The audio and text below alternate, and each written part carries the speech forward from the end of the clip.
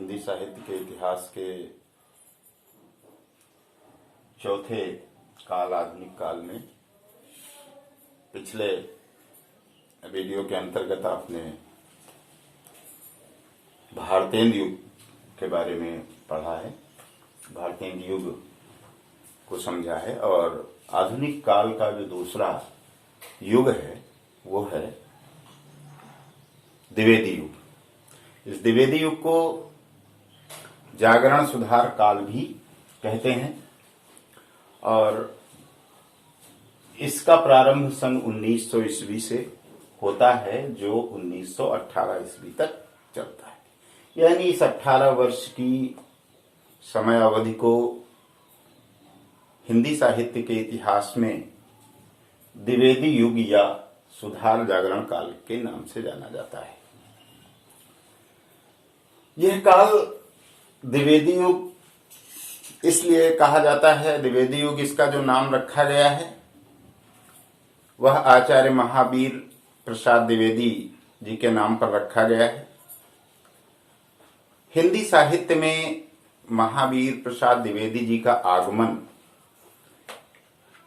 एक बहुत ही महत्वपूर्ण घटना है। द्विवेदी जी का आगमन हिंदी में आगे के कवियों के लिए एक पथ प्रदर्शक के रूप में सिद्ध होता है।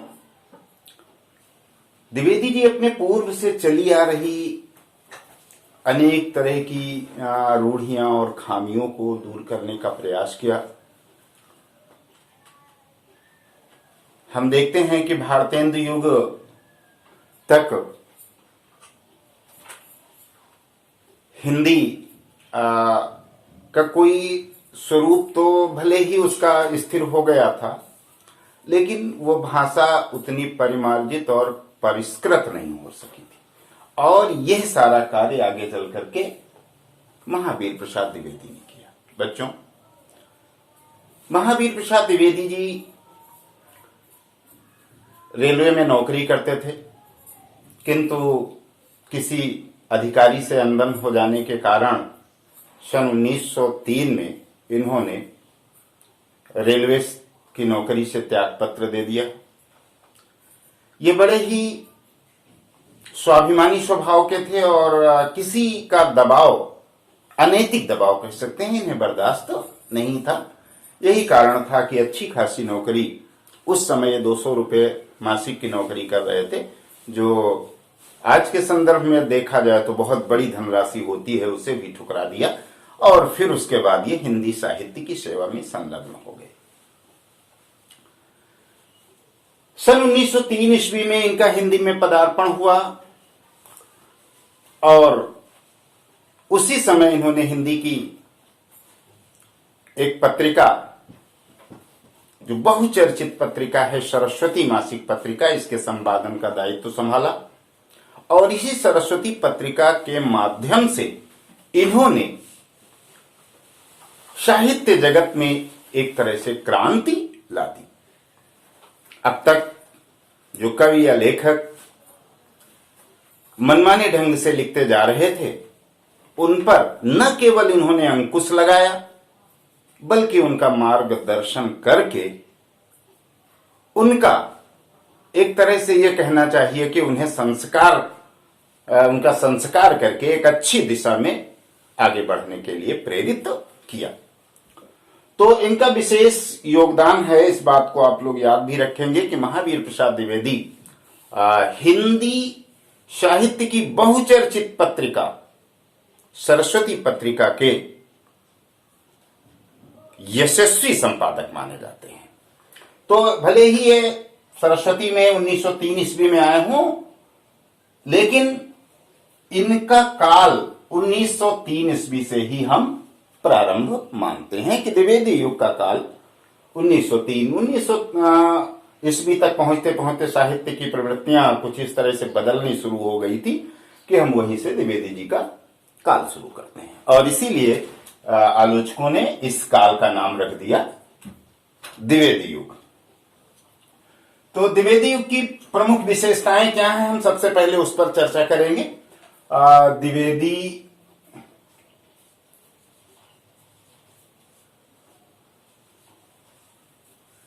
युग की प्रमुख प्रवृत्तियां, ये प्रवृत्तियां ही विशेषताएं कहलाती हैं।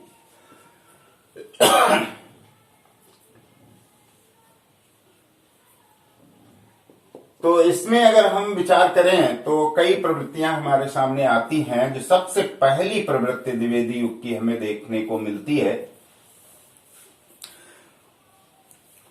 वो क्या है? इन्होंने तो इसकी जो पहली प्रवृत्ति है वो है राष्ट्रीयता की भावना।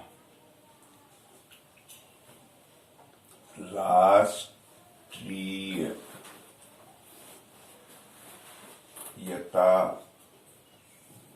की भावना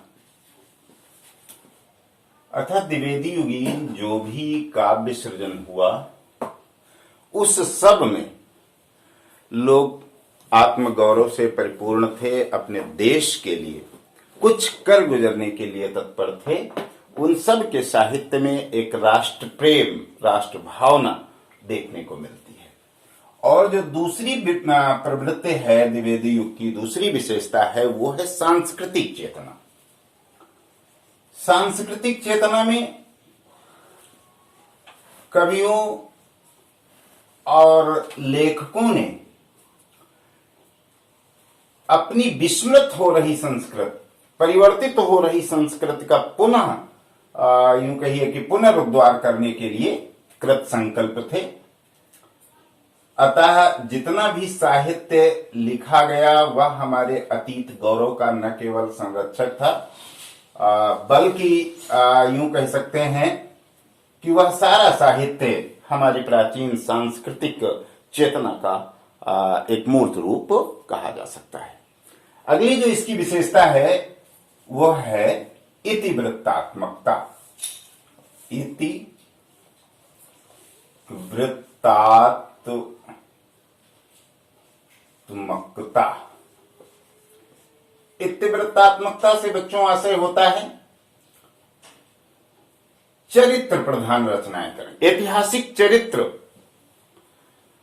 द्विवेदी युग से पूर्व की जो कविता थी रीतिकालीन और आप भारतेंदु युग की भी कह सकते हैं, जो श्रृंगार प्रधान हो चली थी, जिसमें नैतिकता का भी विशेष ध्यान नहीं रखा गया था, मर्यादा का ध्यान नहीं रखा गया था। कवि इतने स्वच्छंद हो गए थे कि वह अपनी नैतिकता और मर्यादा के मूल्यों को भी खो चुके थे। परिणामतः आचार्य महावीर प्रसाद द्विवेदी जी ने अब उस तरह की अनैतिक और अमर्यादिक रचनाओं पर रोक लगाने का प्रयास किया और पुनः इतिवृत्तात्मक रचनाएं करके देश के बहुत श्रेष्ठ नायक और अच्छे चरित्रों को लिखने का कार्य किया। और उन्होंने न केवल लिखने का कार्य किया बल्कि अपने समकालीन बहुत सारे कवियों का मार्गदर्शन भी किया, उन्हें इतिवृत्तात्मक चरित्र लिखने के लिए प्रेरित भी किया। अगली विशेषता इसकी है, चौथी विशेषता है नारी गौरव की पुनर्प्रतिष्ठा। नारी गौरव की पुनर्प्रतिष्ठा।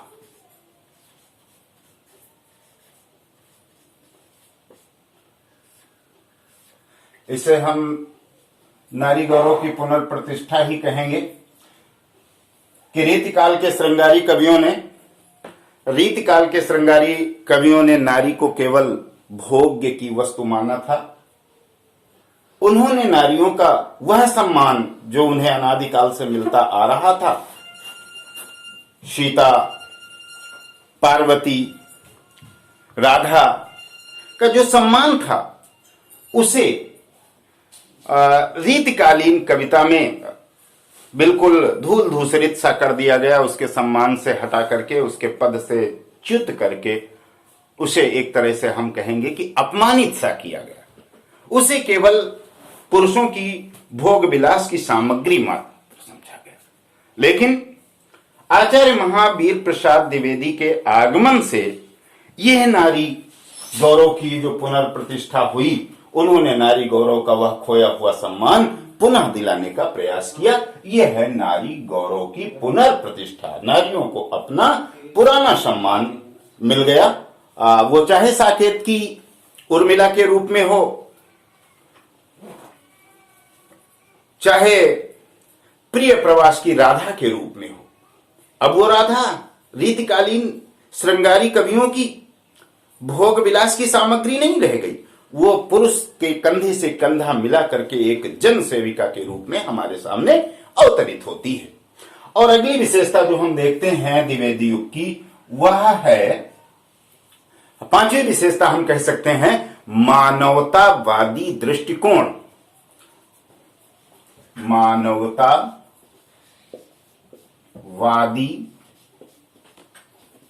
दृष्टिकोण।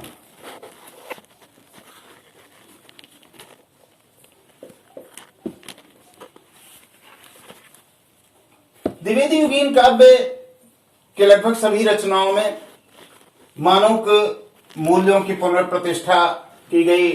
मानवीय मूल्यों का जो अब तक के ह्रास हो रहा था, उसको फिर से स्थापित करने का प्रयास किया गया। जो भी साहित्य रचा गया उसमें मानवता को विशेष ध्यान में रख करके रचनाएं की गई। और जो छठी इसकी विशेषता हमें देखने को मिलती है, सामान्य विशेषता जो है, ये प्रकृति चित्रण की है। और ये प्रकृति चित्रण ये पूर्व से ही चला आ रहा था। इसको हम कह सकते हैं कि इसका रूप भले बदल गया था। जहां रीतिकाल में प्रकृति चित्रण उद्दीपन के रूप में होता था, कामोद्दीपन के रूप में होता था, वहीं यह प्रकृति चित्रण अब शांत रस का उपकरण बनकर के आया था। प्रकृति चित्रण ये अब शांत रस कह सकते हैं का अंग बन गया था। और अंतिम अगर हम कहना चाहें तो वो अंतिम नहीं बल्कि उसे हम पहली कह सकते हैं, वो है खड़ी बोली में काव्य रचना। खड़ी बोली में काव्य रचना।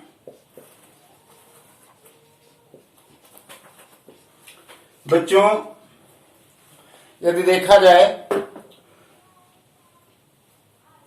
तो यही वो युग था, यही वो समय था जब पहली बार खड़ी बोली में काव्य रचना की गई। अब तक लोगों की यह मान्यता थी कि खड़ी बोली में ब्रज भाषा के समान सरस काव्य लिखा ही नहीं जा सकता।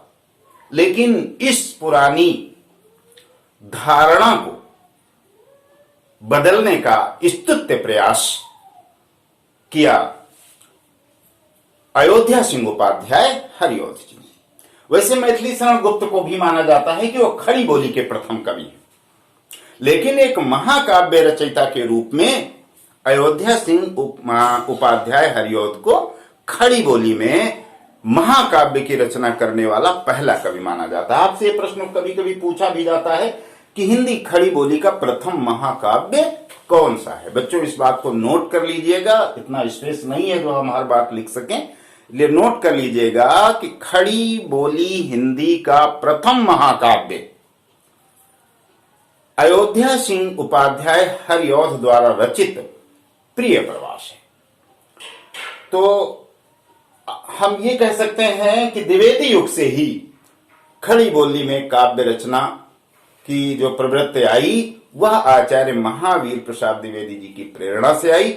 उन्होंने अपने समकालीन कवियों को खड़ी बोली में काव्य लिखने के लिए प्रेरित किया और यह आगे चल करके मील का पत्थर सिद्ध हुआ। इस प्रकार से हम इन सभी क्या कह सकते हैं द्विवेदी युग की प्रमुख प्रवृत्तियों पर चर्चा किए हैं। आप सब लोग इसको नोट कर लें, फिर हम इस काल के कुछ कवियों और उनकी रचनाओं के बारे में अवगत कराएंगे।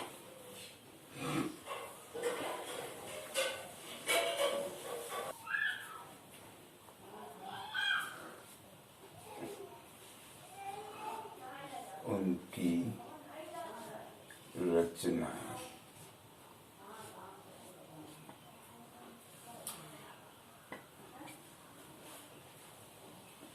तो इस काल में हम देखते हैं कि कौन कौन से प्रमुख कवि हुए हैं द्विवेदी युग के और उनकी रचनाएं क्या रही हैं। आपसे कई तरह से प्रश्न पूछे जाते हैं, कभी कोई रचना दे दी जाती है और फिर पूछ दिया जाता है इसके रचयिता कौन है। तो इस तरह से हम इसमें क्रमबद्ध रूप से कुछ प्रमुख कवियों, कवि तो बहुत से हैं, हम कुछ दो चार कवियों की रचनाएं देंगे और वह कवि महत्वपूर्ण होंगे। इसमें हम ये नहीं करेंगे कि किसी एक दो महत्वपूर्ण को ही देकर रहने दें या सबको दें। तो ये एक दिक्कत है। हम उन कवियों को यहां पर ले रहे हैं जो परीक्षाओं में आपसे पूछे जाते रहते हैं। तो सबसे पहले हम इसमें नाम लेते हैं मैथिली शरण गुप्त जी का।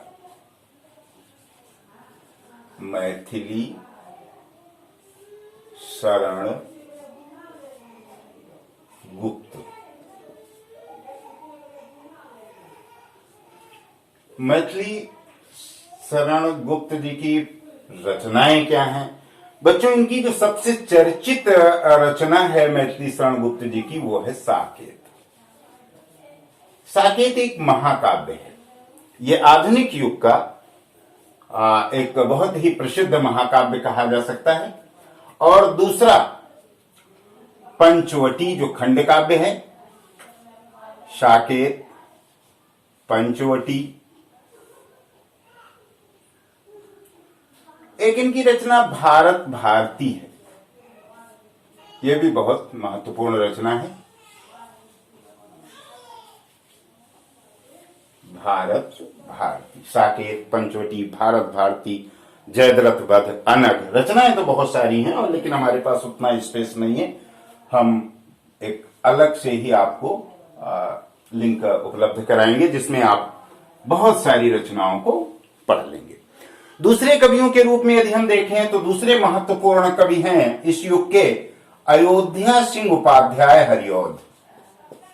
अयोध्या सिंह उपाध्याय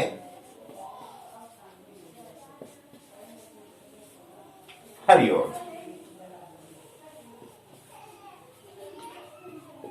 ये हरिऔध इनका उपनाम है और कभी कभी हरिऔध का नाम ही पर्याप्त होता है। पूछा जाता है हरिऔध जी की कौन सी रचनाएं हैं, तो हम इनको देखेंगे। अयोध्या सिंह उपाध्याय हरिऔध हिंदी में खड़ी बोली में रचना करने वाले प्रथम कवि माने जाते हैं और इनका महाकाव्य है प्रिय प्रवास। प्रिय